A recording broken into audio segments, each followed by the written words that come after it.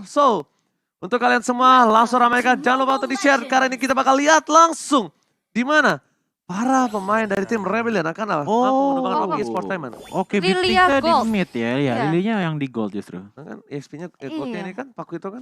Oke. Kalau tadi Kufra lebih enak lagi. Oke, dan kalau kita lihat di sini juga WJ udah mulai rusuh-rusuh nih karena purple buff dari seorang Ozzy Nice One juga, dan sepertinya juga udah mulai di backup. Sebelumnya langsung memukul mundur seorang WJ agar nggak nakal nih main-main ke rumahnya dari Ozzy. Wah, coba dia mainin ini. Kufra, asli. Ya dua stopper ya buat Fanny juga. Stopper, CC. Udah dan bakat. First shot dari bottom lane, Hezgeralt berhasil mengamankan Paku itu.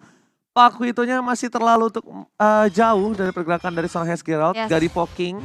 Tentunya di sini dibalaskan keadaannya dan bahkan dibalikan dengan first blood. Oke, memang agak sedikit sulit ya untuk hero fighter melee tersebut untuk berhadapan dengan adanya yang kita tahu Lilia ini punya gloom-gloom manja gitu yang pastinya bisa memberikan efek slow motion ya kan. Oke, dan WJ di sini juga kayaknya harus mundur dulu karena memang udah mulai tercicil lagi nih. Yang kita tahu Matilda juga di early emang damage poknya enak banget ya dengan sebelumnya tersebut. Jadi so far di sini masih belum terjadi adanya team fight, tapi udah mulai ada sneaky juga di gold lane antara seorang Fanny-nya, tapi di arah atas Saeb udah langsung dirusuh aja dengan ada 2 orang dari OP Sportainment, dan bahkan Ercan kali ini juga udah mulai maju, udah mulai di backup kembali. Walrus kali ini steel cable-nya mencoba untuk dimainkan, tapi sepertinya dari OP langsung aja bergerak mundur. Mereka bakal mau team fight sebentar lagi berada di arah turtle. Karena lihat udah setup 3 orang di arah atas. Para pemain dari tim OP mereka akan clear terlebih dahulu. Bahkan Rebellion kali ini mereka harus dapetin purple. Kalau Walrus memaksa untuk mendapatkan team fight di arah turtle. Sedangkan purple buff yang akan muncul sebentar lagi ini akan sedikit berbahaya. Dari stand is coming. Untuk ke arah depan WJ belum level 4 terbakar.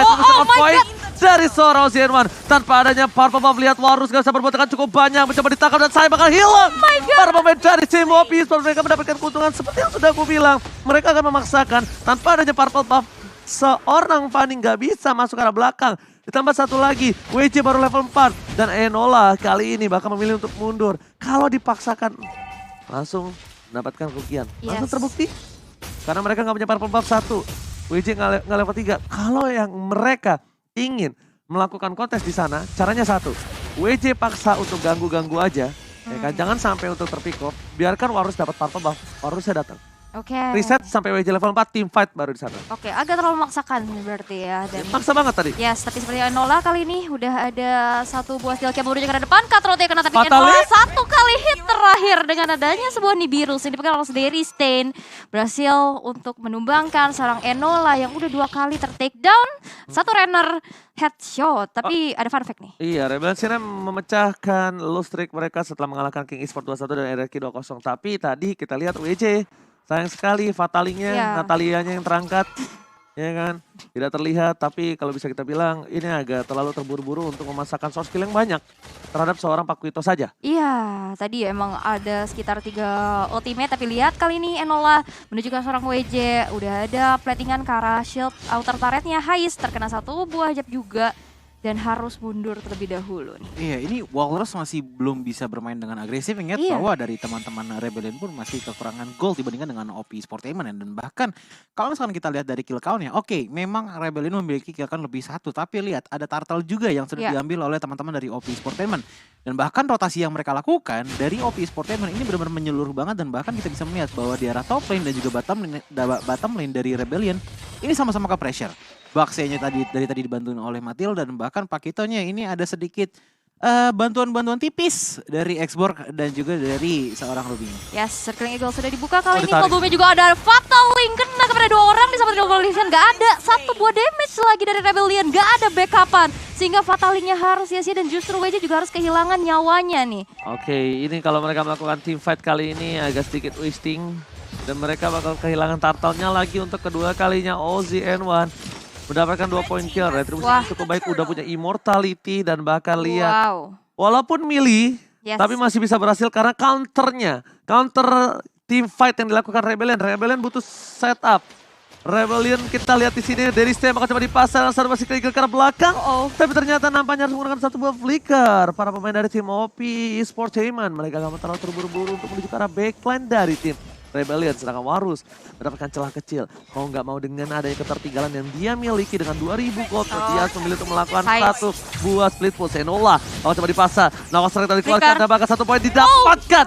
Nggak bisa pulang, mau jadi goyang langsung di cut shot, hilang Enola. Sedangkan di sisi lain di top lane, cutting minion dilakukan oleh seorang Ruby Narasi untuk bisa melakukan satu buah cover terhadap para pemain tim OP lainnya. Satu buah fatal yang telah diangkat. Lihat dibakar lagi, Last Insanity bahkan belum di pop up, masih ditahan. Gak mau terlalu terburu-buru karena short skill yang banyak yang dimiliki dari tim OP. Dan bahkan Rebellion kali ini gak bisa masuk lebih dalam. Dia gak bisa ngincar kalah Spencer. Purify Gaming itu namanya respect is the key. Yes, tapi emang tadi benar-benar pas banget sih nge-pop up dari satu buah Purify-nya, Fatalingnya nggak kena dan akhirnya di saat dia melakukan dari satu buah Fataling terkena root manipulation dan akhirnya nggak bisa kemana-mana. Yang kita tahu Atlas ini badannya besar ya, jadi kayaknya emang agak lama juga. Sebenarnya bisa sih untuk ngelakuin Fataling tapi nggak ada combo-combonya. Tapi lihat di depan sana bahkan Ruby mengamankan Fanny-nya. Purple buff-nya hilang bersama dengan seorang Fanny. Warus kali ini nggak bisa bergerak dengan cukup banyak. Terlalu banyak crowd control yang bikin dari tim OP Esportainment membuat Warus harus lumpuh tak berdaya. Sedangkan Saeb di sisi dari EXP lanernya, dia belum bisa memberikan sedikit performa yang luar biasa. Karena apa? Karena dia terlalu bonyok. WJ pun nggak punya follow up. Oke, WJ narik, WJ narik Fataling. Tapi siapa yang bisa follow up dengan instan? Sedangkan mid laner mereka adalah Deristan dengan adanya Beatrix. Damage per second. Oke, tapi lihat di sana ada Amo Vended ya, kena kepada seorang WJ. Bakal dikejar dari seorang Narashi yang bukan Arashi. Satu Donald Wolf King-nya berhasil untuk menumbangkan. Tapi war kali ini masih terjadi lagi dengan adanya satu buah retribution on point. 3 kali turtle disecure oleh OP Esportainment. Tidak ada yang bisa memfollow up seorang WJ. Lagi dan lagi WJ harus hilang. Karena kalau mungkin ya gold lane-nya mereka taruh Beatrix. Habis itu mereka ambil di arah mid lane-nya macam-macam Parsha, macam-macam yang bisa burst damage atau Kagura. Itu it's okay karena bakal worth banget dengan adanya burst damage yang bisa dimasukkan terhadap para musuhnya. Sedangkan dengan adanya Beatrix, single target again and again yang menjadi problem untuk para pemain dari tim Rebellion kali ini. Yes, oke. Dan kali ini di arah bawah udah ada switch lane juga yang dilakukan. Udah kehilangan satu altar turret di arah atas, begitupun dengan ada satu altar turret di bawah oleh OP Esportainment nih. So far dalam 70 detik lagi Lord yang pertama bakal muncul, tapi lihat kali ini mencoba untuk maju lagi. Annihilate udah dibuka, Erchan akan menjadi korbankah, tapi ternyata memang Erchan adalah seorang roam yang sepertinya agak cukup pahal untuk melakukan fatalingnya. Tapi lihat satu retribution masih on point, lihat satu buah manipulation-nya juga kepada seorang WJ yang harus mengeluarkan satu buah flickernya. Still survive, bisa keluar dari satu manipulasi dari seorang Spencer-nya. Amo Vended yang kena 2 orang sekaligus. Di sana udah ada langsung follow up lagi dan sepertinya bakal ditarik mundur terlebih dahulu. Fight-nya bakal maju, Walrus-nya menuju ke arah depan, tapi harus diurungkan kembali niatnya mengingat dari RBL juga udah nggak memiliki source skill kembali. Jujur dari mata Ninja Choji ini adalah dominasi yang bisa dibilang tipis-tipis dari OP tapi sangat efektif. Tipis-tipis dalam artian apa? Permainan dari OP Esportainment mereka bermain dengan penekanan yang menyeluruh di arah top lane, mid lane dan juga bottom lane-nya mereka benar-benar kompak banget untuk menekan karena mereka tahu bahwa kalau misalkan mereka bermain dengan team fight face to face 5 lawan 5 all out attack mereka akan kalah dengan CC yang dimiliki oleh RBL. Datang dari silahkan. Yes, dimana satu buah Fataling berhasil untuk men-take down seorang Erchan. Dan kali ini, udah gak ada source skill lagi. Bakal coba untuk mundur, remote manipulation sudah dibuka. Dan bahkan WJ-nya harus terpunish. Again kan, gak ada follow up. Gak ada follow up. Nggak, tadi udah satu Erchan yang tumbang, udah gak ada source skill, remote manipulation. Kalau misalnya mungkin di situ ada Parsha. Mungkin di situ ada Kagura. Instan ya? Instant point kill, instant damage. Mereka masih bisa backup, mereka masih bisa cabut. Sedangkan ketika mereka mau kontes lagi, Spencer punya Purify, itu problemnya. Satu-satunya yang bisa numbangin dia sekarang adalah Warus tugasnya. Warus harus ke belakang. Warus harus cari Spencer, mau nggak mau Warus maksa. Entah Spencernya ditumbangin atau ditutup ward manipulation-nya. Untuk pemain tim Rebellion lainnya bebas untuk mengarah ke arah belakang. Atau kalau Warus nggak mau, bisa Saeb. Saeb bisa untuk menutup, tapi lihat Last Trinity menuju ke arah belakang dari OZN1. Lihat untuk mundur, dipanggil dengan Guiding Wind. Dan bahkan di sisi lain mereka kehilangan satu buah turret outer di arah bottom lane. Terkocar-kacir, ditarik ulur. Bener-bener nggak bisa sama sekali mereka paksakan. Spencer akan coba dipaksakan untuk kali ini. Purify-nya benar-benar ditahan sampai adanya fatality. Dan bahkan WJ harus mundur ke arah belakang dengan flicker. Manipulation. Tidak ada yang menutup, tidak ada yang memerhatikan. Warus itu dia yang harus dia lakukan dari tadi. Ditutup dan membuat Team fight netral kembali walaupun sedang berada di keuntungan. Ozzy tertangkap, shutdown didapatkan. Dan para pemain dari tim Rebellion mereka kali ini memiliki retribution. Akankah berhasil diamankan dan DCC Rebellion sedang kehilangan. Oh my god. Pakuito save the day, Enola bahkan di sisi lain dari stand silang. Lihat, what a mind blown dari tim OP Esportainment. Wey, 3 member dari RBL yang harus tumbang, begitu pun dengan adanya satu ekor Lord. Satu orang Lord. Aku mau ngomong tuh turtle, satu orang Lord yang terhormat. Tadi benar-benar di kontes banget, walaupun Ozzy and Wania ke takedown, tapi satu retribution dari Walrus belum berhasil untuk bisa mencuri Lordnya. Ini berbahaya sih buat RBL kalau kayak gini terus, kayak menurut aku kayak kurang komunikasi gitu loh, kayak Fataling. Hanya tadi Fataling on point sekali itu numbangin Ercan, yang mana Ercan adalah seorang Rom gitu, kayak kurang worth it menurut aku. Dan juga Spencer ini baik banget, kayak nahan banget Purify-nya. Dan kali ini Fatalingnya sudah dimulai dibuka juga, Narasi akan menjadi korban tapi di belakang dengan adanya Fire Missile bakal coba untuk dikejar. Oh my god, dan bahkan WJ-nya lagi-lagi terjebak dalam satu buah manipulasi dunia nyata dari seorang Spencer. Dan satu inner turret bakal dilepaskan begitu saja oleh teman-teman dari RBL. Oke, lihat dari bottom lane Lordnya tidak tersentuh, dibiarkan saja para pemain dari tim OP Esportainment. Mereka memiliki super minion di 3 lane yang berbeda, dipaksakan ke arah depan. Warus memilih untuk mundur, lihat damage yang diterima terlalu sakit. Bahkan I'm offended kari arah Narasi nggak berhasil mendapatkan apapun. Di sisi lainnya, para pemain dari tim OP Esportainment mereka memilih untuk mundur, lari ke arah belakang, reset kembali. Keuntungan yang cukup banyak didapatkan dengan Lord di bawah menit yang ke-12. Itu udah cukup maksimal kalau menurut gue pribadi, sampai sisa best turretnya aja dari tim Rebellion. Yes, dan kali ini udah 9.000 terpaut net worth. OP Esportainment mendominasi game yang pertama, menyisakan kembali dari 3 base turret yang tersisa. Tapi Walrus kali ini terkena double jab, knock strap dan harus mundur terlebih dahulu. Walrus bermain kabelnya, hati-hati. Tapi gak ada purple buff juga, dan bahkan di sini udah mulai tercicil. Ini WJ juga gimana ya? Dia mau maju, itu terkena Void Blast, Void Crystal. Benar-benar ke slow banget, dan akhirnya kayak dia dari tadi kalau aku lihat flickernya hanya dibuang untuk melarikan diri dari road manipulation. Iya, karena gini loh, dari permainannya OP Esportainment mereka bermain dengan meta kandang. Meta kandang dalam artian adalah ya udah Fire Missile ditambah Reward Manipulation ditambah dari Vendetta Ruby, itu nggak bakal keluar dari Reward Manipulation. Bakal benar-benar ke box terus, ke kotakin terus, damage-nya masuk. Tapi di lain sisi teman-teman RBL pun juga lagi kebingungan bagaimana caranya kabur dari kotak tersebut. Padahal mereka dikasih slow terus, dan oke, Walrus memang bisa keluar tapi susah untuk bisa Gila, Narasi flicker with time of Vendetta berhasil mendapatkan banyak, tapi ternyata tidak ada team fight. Tapi short skill yang banyak terkeluarkan kali ini membuat para pemain dari tim OP Esportainment mereka harusnya agak sedikit concern dengan adanya Lot yang akan muncul. Lot sebentar lagi bakal berada di arah lane of down, sudah terpop up Warus, tapi mendapatkan sedikit kerugian, yaitu tidak ada purple buff. Masih bisa team fight, tapi dengan energi yang sangat-sangat terbatas sesuai syarat dan ketentuan berlaku. Oke. Itu di arah bottom lane. Dari Enola lebih memilih untuk melakukan split push, mencoba dihajar begitu saja. Satu buah flicker tadi digunakan, dan bahkan di arah belakang Cutthroat mencoba dihindari Enola. Di flicker oleh seorang Saeb. Warus tapi mencoba untuk di follow up dari seorang Ercan. Guiding Wind sepertinya one shot dari Deristen melakukan 1 poin yang mahal karena distraction terhadap Lord. Lihat, buying time Enola again and again. 4 dead, it's okay, no problem kalau menurut gue pribadi. It's not about individual, ini tentang tim.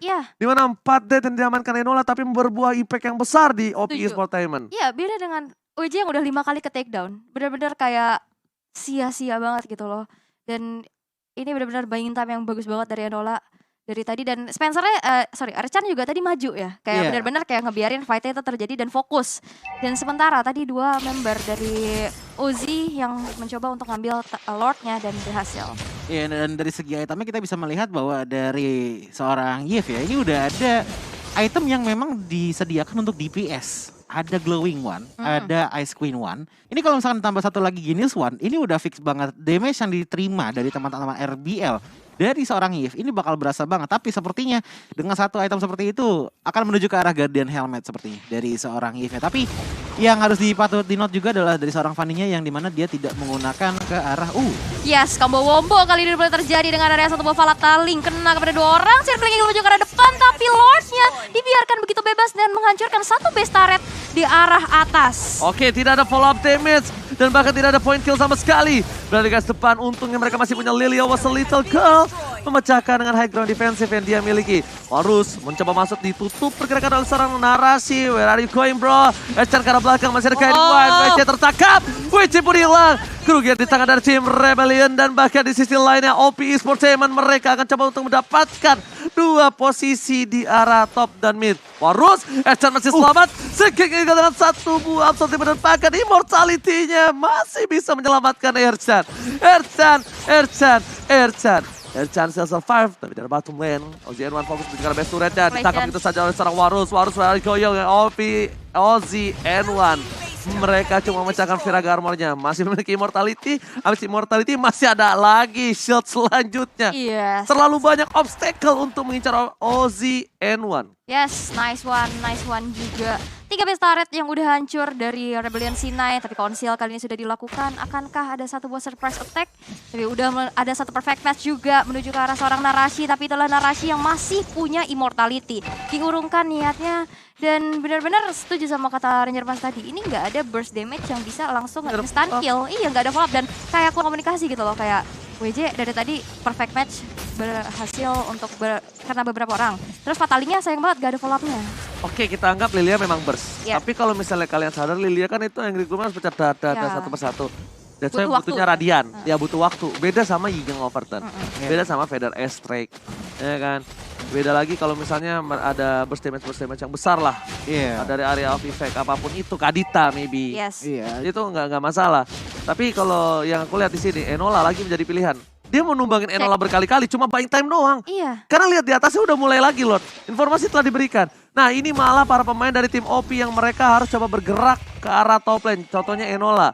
Enola udah harus datang. Kenapa? Enola nanti yang bisa untuk mencuri daily stand dari belakang. Yes. Yang bisa masuk. Dan lihat WC bentar lagi akan menggunakan Fataling-nya. Dan lihat Fataling. Gak ada Couple of lagi. damage seperti yang sudah aku bilang. Nggak akan bisa masuk. Sedikit kerugian kalau misalnya mau dipaksa dan mau nggak mau. Kali ini dari tim Rebellion mereka lagi menunggu momentum. Warus is coming menuju ke arah depan, tapi lihat ternyata memilih untuk memberikan sedikit perlindungan di arah rumput. Vision aja dikasih lihat. Kalau mau ditabrak ini bakal rugi banget. Miss Cable, it's okay, no problem Warus.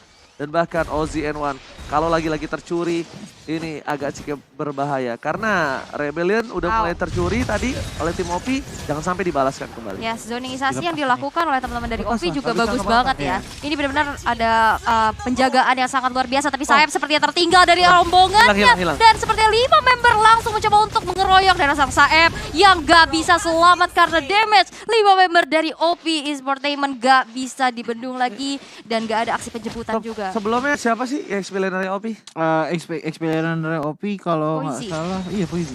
Bukan. Poisi udah di PAL. Maaf. Kan di Koko. Oh iya lupa. Siapa? Sekarang OP itu... Sebelum narasi. Wah siapa ya? Kalau nggak salah... Ntar gue cari. Ini bagus banget. Ravici bukan sih? Bukan Rafici dong, di Rafici EVOS di dong. EVOS. Di kick. Oh iya sorry. Dia gold lane juga. Dede Bocang bukan? Dede Bocang di gold kan? Dari Bocang Gold. Gue lupa nanti gue cari deh. Soalnya apa? Ini narasi bagus banget. Bukan masalah dari mekaniknya. Instingnya dia bagus banget sebagai EXP laner.